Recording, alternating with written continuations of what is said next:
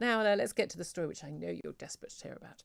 Desperate, desperate, desperate. It's Harry and Meghan are expecting their second child. They released a photograph and a statement yesterday. And Rupert Bell, our Talk Radio's royal correspondent, is here to talk about it. Good morning to you, Rupert. Good morning, Julia. Yes, I know it's on everybody's lips to discuss women having babies. Shocker. No, as the Daily Star put it, publicity-shy woman tells 7.67 billion people I'm pregnant, and they've wonderfully put those little like black sort of covering the identity of Harry and Meghan in a picture. What I loved is the black and white picture put out, apparently taken remotely by some top photographer. Right, sure. But this picture of her lying down, showing a baby bump, and an awful lot of Harry's feet in it. But basically, it's very much the image from the film Notting Hill with Julia Roberts and Hugh Grant, which I think is quite amusing for people. Yeah, it's cheesy. That was my immediate reaction. I'm delighted for them, and yes, that they're going to have another child, given the complication she had when she had a miscarriage last July. So delighted for them. But that photograph, if you want to avoid publicity, stop putting out photographs that then draw attention to them, because that is, it is, well, to me, it looks cheesy. Now, I'm sure some people think it's lovely, and quite right, they're entitled to that opinion. But my initial reaction was black and white, cheesy. Oh, goodness me, why do they have to do it? It's a lovely picture. I mean, and again, but the thing is that this is the issue is they complain about privacy. And again, she can say, like, I don't want my father's, my private letter to my father in the newspapers. And she won that case against the Mail on Sunday. But at the same time, that's a very intimate photograph. That's not here's a photograph of us with Archie saying, oh, great, we're very pleased to say, a formal pose photograph. This is a really sort of intimate, personal, private moment between a couple, and showing her baby bump. I mean, they've invaded their own privacy once again. That's the thing I think people do. Of course they're going to announce they're pregnant. Brilliant. I'm really pleased for them. But it's the picking and choosing of when they want absolute privacy and when they don't want it. And that is the problem, the dilemma, and something they've got to understand, that you can't operate on a sort of, well, it's when we want to, not anybody else. They are public figures, and they've got to accept that.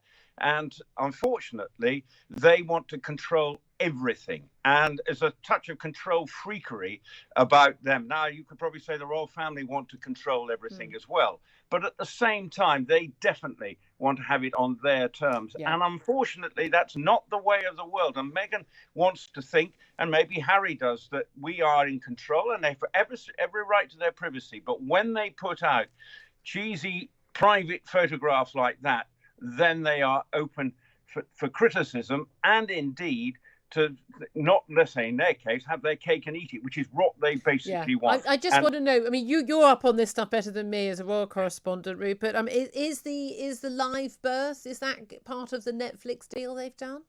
Well, I wouldn't know, but I'm sure they're going to be following it very interestingly, and I hope not. I'm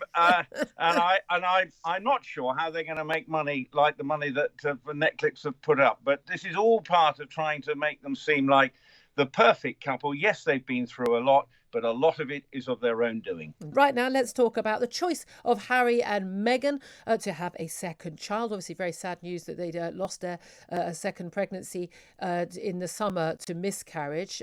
Angela Levin is a royal biographer and joins us now. Good morning to you.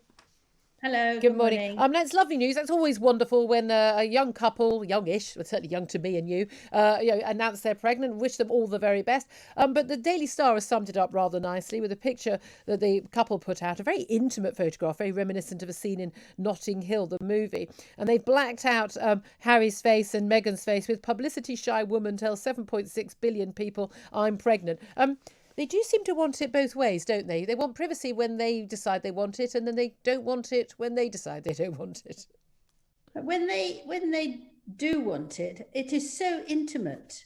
I mean, this is a very, very intimate photograph. They're looking into each other's eyes. It's speaking a lot, very intimate. When she wrote that moving piece about having a miscarriage in July, I wondered whether she waited till November until she got pregnant, and then did it then because that gave her more courage and she could be more positive. Maybe it did really affect her. I'm sure it did. But she looks, I mean, I'm no doctor, but she's not just 3 months pregnant in the picture. And I can understand, especially if you've lost one, that you're going to be more wary of letting anyone know. You want to be very, very sure that everything's okay. And she's entitled. She's a private citizen. Now she's entitled not to reveal that news. I mean, most people are desperate to tell everyone after the 12-week scan, and and here's the sonograph video. Here's this, here's that, and it's lovely because this is the most exciting thing that people do. This is amazing news. But it's this idea that one day last week she wins a privacy battle against the Mail on Sunday, and the next week saying that's a private letter. And this photograph, I mean, this is a sort of family album photograph. This isn't the sort of photograph you expect from a royal couple. No, I don't think that matters. But just in general terms, it's very stylized. I don't like these phony things. Everything is set up. Now look into her eyes. That's right. It's a very strange way of doing everything. That they did the engagement photographs were the same, where she was snuggling up in a £45,000 dress. Wow. The problem with that was £45,000 the engagement photograph dress. That wonderful what? She wore a white coat. I can remember the white coat. That's when we met her. That's when we met her when she was engaged. When they actually got engaged after the party. There were some photographs. Oh right, I'm going to have every woman I know right now googling £45,000 dress. What I think is a shame is that she's so keen on scoring points. She's so got to win everything, and I hope having a second child will help her calm down a bit. She's upset the royal family very much, and I don't really think that's necessary. Though you get this hot and cold feeling coming from her. I mean, and I do hope that the royal family will actually see this new little one. They obviously said, yes, how delighted. No one would say anything else. But will they see this child? I was just going to ask that because, I mean, she has basically, she has no relationship with her father. She obviously has a very close relationship with her mum, who, of course, was such an important part of her life.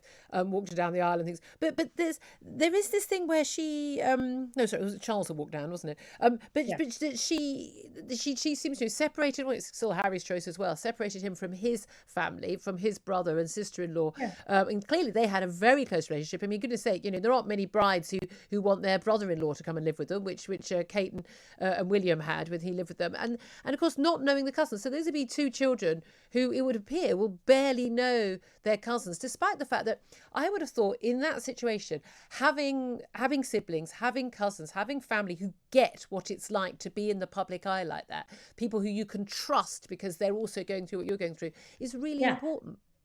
It is very important. And I think it's very difficult for Harry. He's between a rock and a hard place.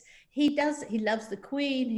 He loves his grandfather, who's going to be 100, and yet he doesn't have really much contact with them. And I think that's awful. I mean, he's devoted himself to keeping Meghan happy, which is fair enough. But you'd think there should be some sort of compromise where she warms up to them and understands that, okay, it didn't work, you're going your own way, but my goodness, hasn't she taken advantage of what she learned and what she saw in so many different ways. And I think she should be gracious rather than have vendettas. Okay. And I hope this new little boy or little girl will help her feel more proud of herself and less determined to go to law and fight everyone to the end to get her own way. Okay. Angela Levin, royal biographer, thank you very much indeed. Let's bring in Benedict Spence on this. Now, there is an element where, I mean, to be fair, Angela Levin knows Prince Harry. She's interviewed him at great length for the biography she wrote of him. So has talked to him at great length about his relationship as well. I've never met the royals. I've got no particular urge to do so. I doubt I will. We do sometimes feel, though, that we know these people. We know, feel like we've known Harry and William since they grew up. Less so Meghan. And yet everyone's got opinion, even if your opinion is I don't care. Everyone's got an opinion on this woman, on this couple, on this family. I mean, the terrible thing is to even I sort of feel dirty even discussing it. And yet this couple released this news. They released this photograph. It is on the front of every single newspaper. Yes. Apart from the Guardian. Oh yes, of course. I mean, apart from the Guardian. Yeah. Well, this is the thing, isn't it? Ultimately, they're a distraction, and I mean more so today than any other sort of period. Because of what's going on, you can understand why people sort of are so interested and continue to be interested, even though they're not a functioning part of the royal family. I mean, obviously, it's exasperating for somebody like me who does not care. But a lot of people, I think that they care not just for the intrigue and not just because, oh, Meghan's a celebrity and Harry was, sort of the blue-eyed boy of the nation, but actually, ultimately, the sort of the tensions within the family are played out on a national scale. Well, everybody knows what's going on. Exactly. And it's sort of people can in some cases see parallels to their own lives, or others they love the intrigue. So you can understand why that little bit of escapism, I understand why people are involved. I'm not personally, but it makes perfect sense to me. I mean, to me, it is just celebrity gossip. That's all it is now. But, love a bit of celebrity gossip. And also, these are celebrities I've actually heard of, because normally when there's celebrity gossip, it's about someone who used to date someone, and they're both in a show on a TV channel I've never even heard of, and a show I've never heard of. So I can't take part. At least I've heard of these people. I've seen her god-awful series Suits, and I've heard of the royal family.